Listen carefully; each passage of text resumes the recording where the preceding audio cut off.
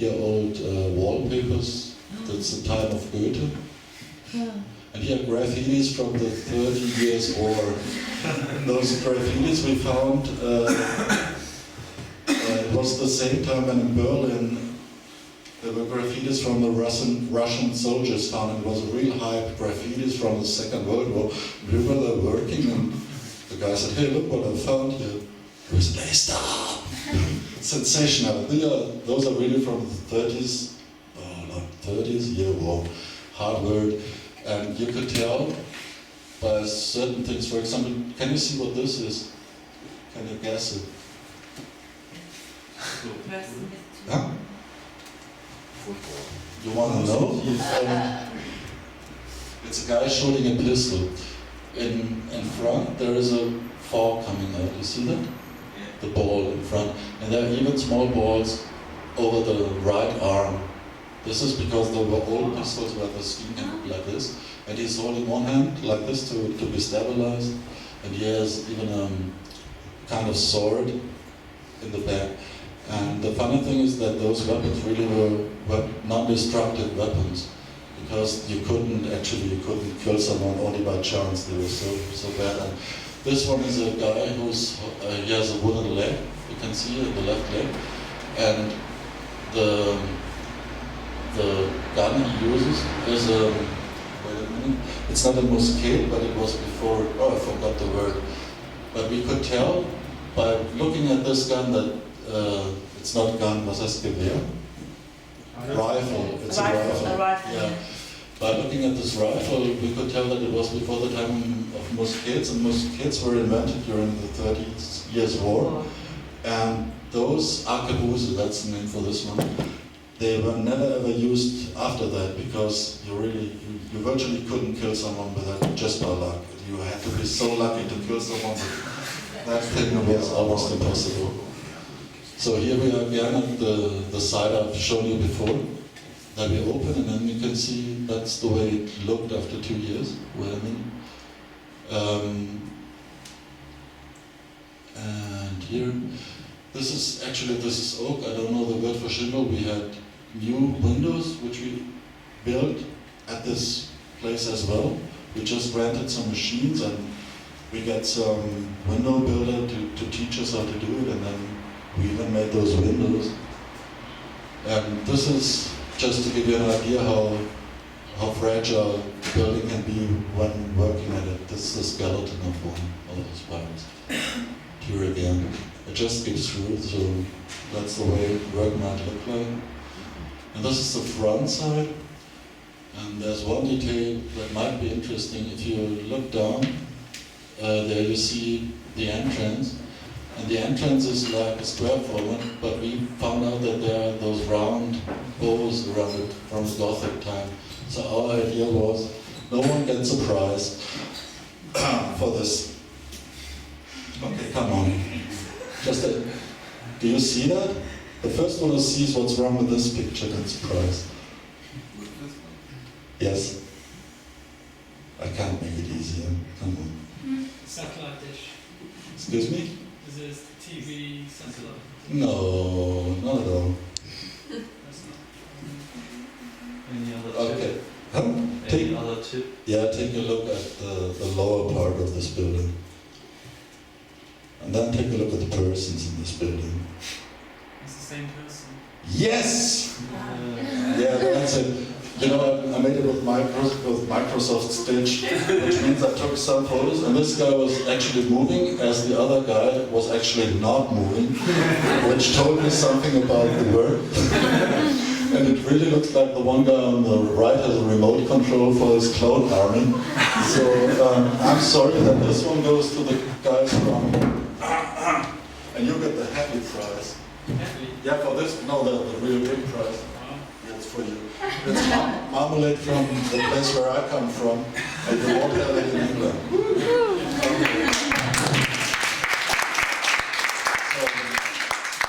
So, I just want to show you some pictures of those people who were working there, just to give you a feeling for the atmosphere. I could really talk 2 hours about that. And this is how it looks like now. Or not now, right now it even looks different, but somehow now. we are still further. This is the room we saw in the beginning, where we, it's not, right now it's finished, but here you can see that inside, I don't know the word for demo. It's, excuse me? Isolation, yeah. We have isolation inside of it because, and this is quite a complex thing for those old wood frame houses, but I don't want to talk about this in English.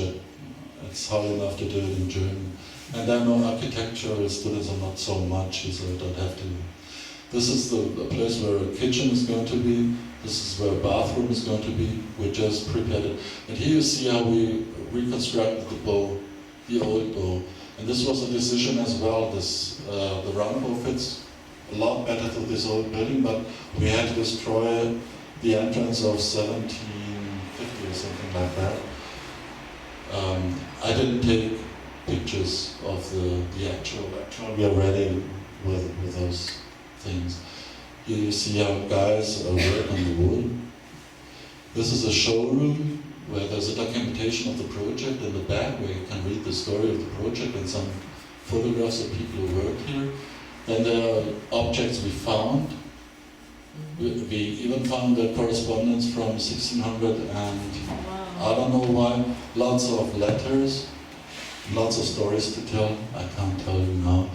And then there was a fire in the back that was always close to the end of our project.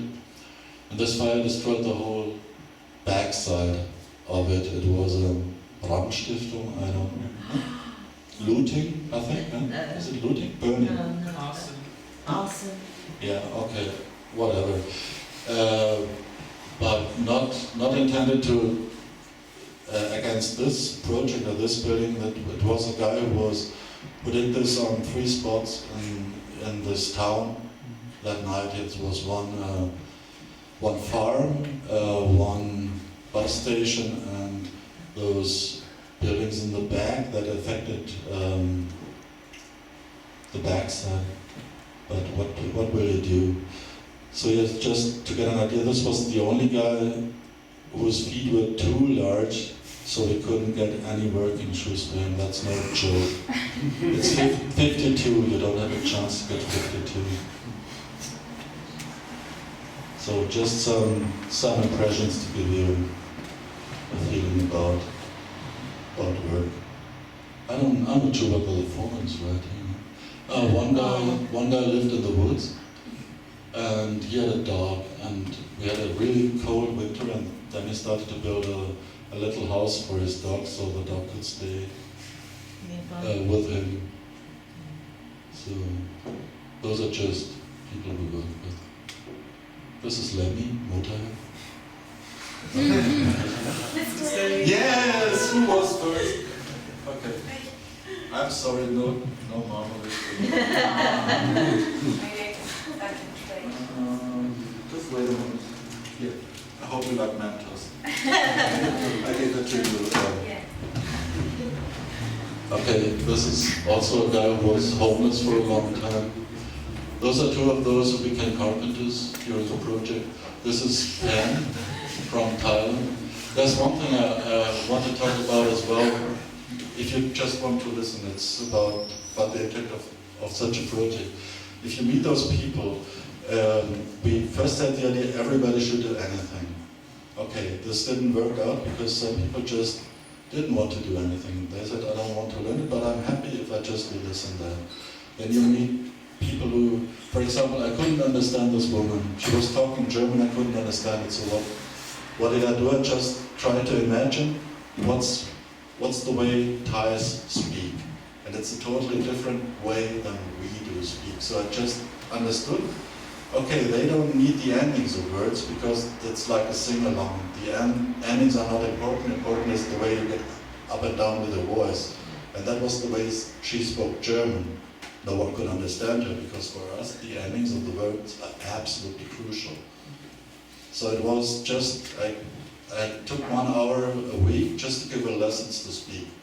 And after that, she really could speak and she got a job again. So you have to just act concerning the different problems people have. And if you have social workers, for example, we had social workers, but they were not inside this project. Because when you work, people talk together, and they talk together in their own way, and they talk to us as well, because you're working together. There are some people who don't want to talk, then they don't talk, but then they have a good day and they talk. And then you can deal with some of the problems they have. You can't deal with them if you go to them and say, come on, tell me your problem. I know you got a problem. They hate this, and they are right in hating this, I think, because it's always talking from up to down. And that's not the way we talk on a building site. And in Germany, we have du and sie. That's not like as in English. On a building site, it's always do. There's never see. That's very simple because we all do hard work. And if someone does something wrong and 100 kilograms fall on your feet, you would never say sie Arschloch. You would always say du Arschloch. It's always you asshole in the German do and never polite. And so our whole communication is on this basis because we know no one is perfect and we're all going to do something not that good. So that's it. If you have any questions.